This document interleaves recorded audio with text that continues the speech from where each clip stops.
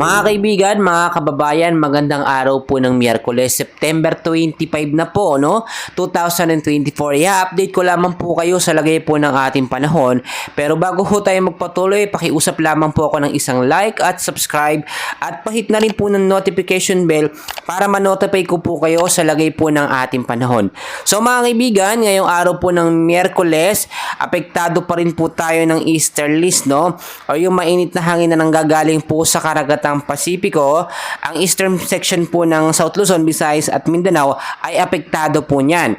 At as of now, wala po tayong minomonitor na bagyo sa loob po ng Philippine Area of Responsibility. But take note po mga kaibigan, isang potential po na sama ng panahon or low pressure area ang posibleng mabuo po. Posibleng mabuo po sa loob ng Philippine Area of Responsibility sa silangan po ng extreme northern Luzon. At kalaunay lumakas at maging bagyo ngayong weekend po. So ngayon walang bagyong binabantayan pero may posible pong mabuo ngayong linggo mga kaibigan. So bantayan po natin yan at antabayanan po natin yung mga susunod na update. Sa ngayon ay posibleng kumilos po ito papalapit sa extreme northern Luzon mga kaibigan at sa Taiwan, ngunit posible pa rin pong magbago sa mga susunod po na araw at patuloy itong babantayan natin mga kaibigan. Ang susunod po na bagyo sa mga hindi po nakakaalam, no, ay tatawagin po ng Pag-asa na Julian sa loob po ng Philippine Area of Responsibility. So marami tayong kaganapan dyan mga kaibigan, so panatalihing naka-like at subscribe sa ating channel. So forecast weather condition na tayo mga kaibigan, balikan na lang natin mamaya itong ating binabantayan na posibleng mabuong bagyo sa over the weekend po, no. Sa area po ng Mindanao, Eastern at Central Visayas, maulap po na kalangitan ang asahan po natin ngayong araw po ng Miyerkules. Dahil pa rin po yan sa easterlies. So bandang hapon at sa gabi, may mahina hanggang sa posibleng malakas na pag-uulan, no? So pinag-iingat po yung mababang lugar dyan sa Eastern at Central Visayas. Gayon din po mga landslide prone area. Mag-ingat po kayo. Sa Bicol region naman mga kaibigan, asahan din po ang maulap na kalangitan na meron pong isolated rain showers at thunderstorm. Pagdating po yan sa gabi, dahil pa rin po yan sa easterlies o yung mainit na hangin na nanggagaling po sa karagatang Pasipiko. Sa area naman po ng Metro Manila at na rest po ng ating bansa ay posible din pong makaranas ng maulap na kalangitan. Asahan din ng mahina hanggang sa malakas sa pag-ulan pagdating po sa hapon at sa gabi dahil po sa localized thunderstorm. So mga kaibigan, yung mga lugar na aking nabanggit, ngayon pa lamang maging handa po tayo sa posibleng banta ng pagbabaha kung sakali pong magkaroon ng malakas at patuloy po na pag-uulan dahil po sa banta ng easterlies at ng localized thunderstorm.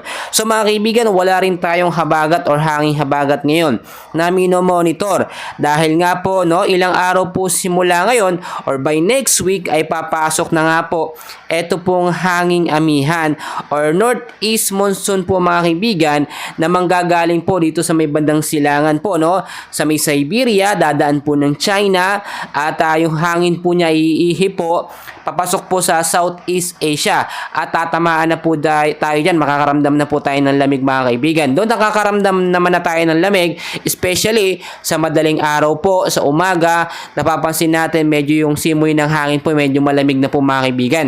Pero it doesn't mean na hanging amihan hindi po magpapaulan, no?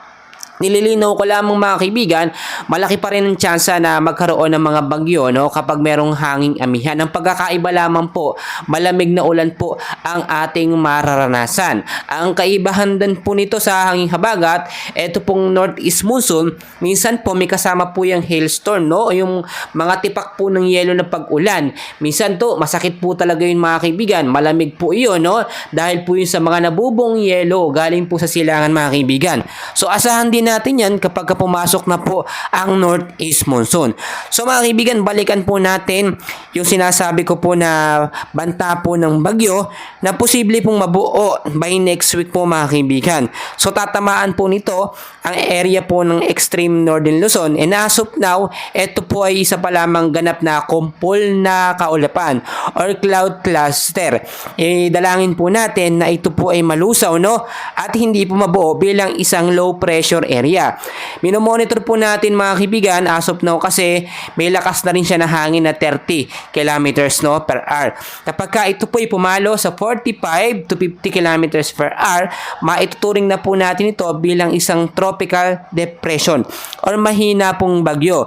Kapag pumalo na po from 55 to 65, ito po ay magiging isang tropical storm or ganap na pong bagyo mga kaibigan. And hopefully wag pong mangyayari yon dahil nga po maapektuhan pong extreme northern Luzon natin. Do kinakailangan naman tubig ng ating bansa, especially po sa Luzon, Visayas at Mindanao para sa ating mga halaman, pero yung moderate lamang at wag po sanang malakas. Yan po yung sinasabi natin mga kaibigan, no? Na posibleng isang bagyo na humabol bago po matapos ang buwan ng Setyembre. Ayon na rin sa forecast ng mga nakaraan ay walang tsansa ng bagyo na papasok, no? Pero nagbabago po over the weekend sa paglipas ng mga araw yung weather forecast natin, no? Dahil na rin po sa climate change, mabilis po nagbabago. So kung monitor natin mga kaibigan sa mga update na walang bagyong papasok, no? Etong linggo, minsan nagbabago po yun. Depende po sa galaw ng panahon. So wag po tayong magtaka kung biglaan na lang po may papasok po na low pressure area o mabubuo sa loob ng Philippine Area of Responsibility dahil na rin po sa climate change. At kung titignan po ninyo, yung pag-ship po ng hanging habagat at yung pagpasok po no, nitong northeast monsoon, posibleng isang dahilan po mga kaibigan sa pagpasok po ng low pressure area sa loob ng ating bansa. So manatili po tayo nakaantabay at nakamonitor po no, sa lagay po ng ating panahon. At para lagi ko po kayong may update, i-make sure nyo po na naka-like at naka-subscribe po kayo sa ating YouTube channel for more weather updates. Maraming salamat po.